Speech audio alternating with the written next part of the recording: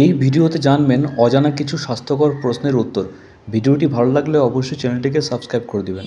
আমরা সারাদিনে অনেকবারই নিঃশ্বাস প্রশ্বাস নিয়ে থাকি, কিন্তু আপনি কি জানেন আমরা 1 মিনিটে কতবার নিঃশ্বাস নিয়ে থাকি? এই প্রশ্নের সঠিক উত্তরটি হবে আমরা 1 মিনিটে 16 থেকে 18 বার নিঃশ্বাস নিয়ে থাকি। মানব শরীরের স্বাভাবিক রক্তচাপ কত হয়ে থাকে? এই প্রশ্নের সঠিক উত্তরটি হবে 120/80 mm।